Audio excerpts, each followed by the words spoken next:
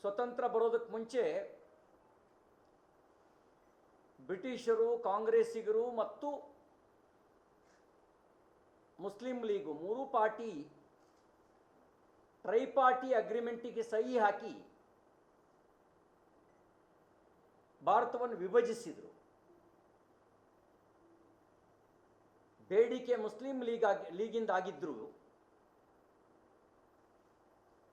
ಒಪ್ಪಿಗೆ ಕೊಟ್ಟಿದ್ದು ಕಾಂಗ್ರೆಸ್ಸು, ತೀರ್ಮಾನ ತಗೊಂಡಿದ್ದು ಬ್ರಿಟಿಷರು. ಆ ವಿಭಜಿಸುವ ರೋಗ ಸ್ವತಂತ್ರ ಬಂದು 75 ವರ್ಷ ಆದರೂ ಕಾಂಗ್ರೆಸ್ಸಿಗೆ ಇನ್ನೂ ಕಡಿಮೆ ಆಗಿಲ್ಲ.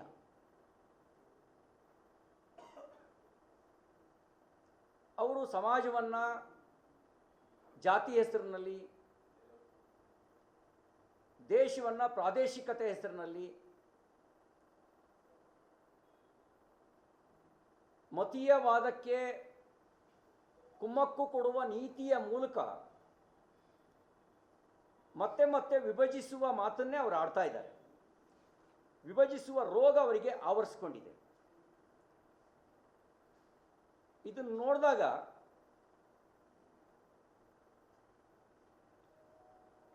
ಕಾಂಗ್ರೆಸ್ಸು ತನ್ನ ಸ್ಥಾಪನೆಯಿಂದ ಮೊದಲುಗೊಂಡು ಕಾಲಕಾಲಕ್ಕೆ ತನ್ನ ನೀತಿಯಲ್ಲಿ ಪರಿವರ್ತನೆ ಮಾಡ್ಕೊಂಡು ಬಂದಿರೋದನ್ನು ನಾವು ಗಮನಿಸ್ಬೋದು.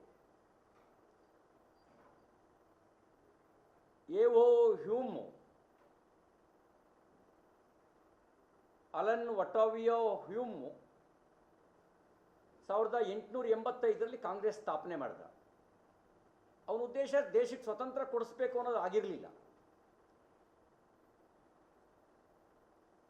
ಮೊದಲ 2 ದಶಕಗಳ ಕಾಲ ಅದು ಅರ್ಜಿ ಕೊಡುವ ಸಂಘಟನೆಯಾಗಿ ಮಾತ್ರ ಇತ್ತು.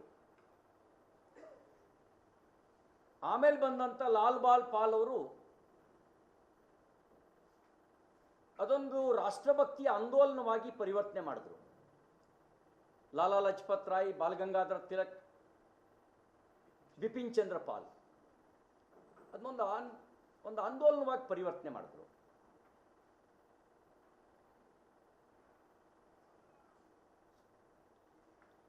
ಸುಭಾಷ್ ಚಂದ್ರ ಬೋಸ್ ಅವರು ಒಂದು ನಿರ್ಣಾಯಕ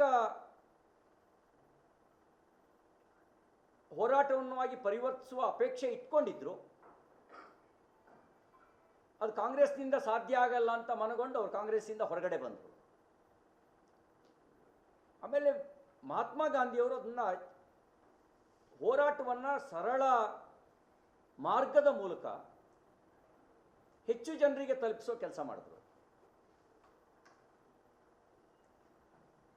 ಗಾಂಧಿಯರ ಮುಗಿದ ನಂತರ ಬಂದಿದ್ದು ಜವಾಹರ್ಲಾಲ್ ನೆಹರು ಅವರು.